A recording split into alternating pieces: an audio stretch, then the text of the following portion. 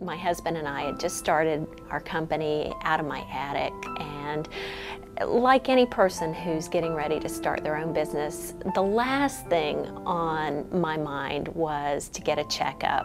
And I remember that day so clearly because I walked into that office and I was in a hurry, as all entrepreneurs are. I mean, this is the last thing you want to do because you've got other things that you need to do that day.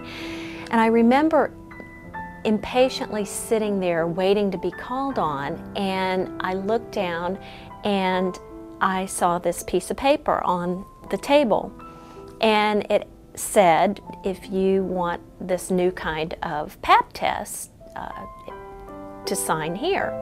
And I had never heard of this new type of pap test, and it said that it would be better in detecting certain types of cancers, and that was called the Thin Prep Pap test. 2 weeks went by, and then I got a telephone call from the OBGYN, and she says, Jacqueline, this is Dr. Weston. I remember it very clearly because it was around 10 o'clock in the morning. I was actually in my office doing my work. And I said, well, hi, Dr. Weston, how are you? Well, this is very unusual to get a call from a doctor. Very unusual. I mean, usually things are not good.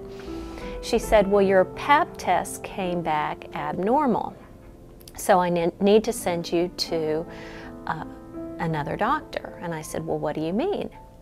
And she said, well, your pap test came back with something called adenocarcinoma in situ. And I said, well, what is that? And she said, well, that's precancer. I was just in shock. The oncologist determined that I would indeed need a hysterectomy. The doctor did the surgery, and I remember waking up and asking him, am I okay?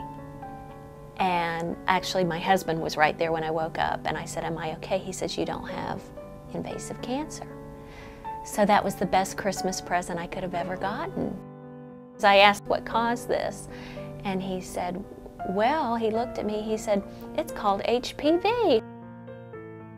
By the age of 50, 80% of all women have had HPV. Some women's bodies are able to heal themselves from certain strands of HPV. My body just happened to get the type that I couldn't heal myself. You don't hear any celebrities talking about cervical cancer, do you? I've never heard one celebrity. And who knows why they don't talk about it, but I think my prediction is in the next 5 years you'll start hearing more celebrities talk about this. You know, it's not just a woman's disease. This affects the family, this affects friends, this affects your co-workers, and everybody can get involved. And if people understood the importance of just taking care of yourself, which as we know, we're in an overstressed world. And thank goodness for technology, but because we are constantly connected at all times, we lose track of time. And when you lose track of time, then you put other things on the back burner. You don't necessarily have to have symptoms when you have cancer. It's when you have the symptoms that you're in big trouble, that you've probably gone too far. So go before you have any symptoms. So it's really, really important to just say, you know, I'm going to take 1 week out of the whole year and get all my checkups.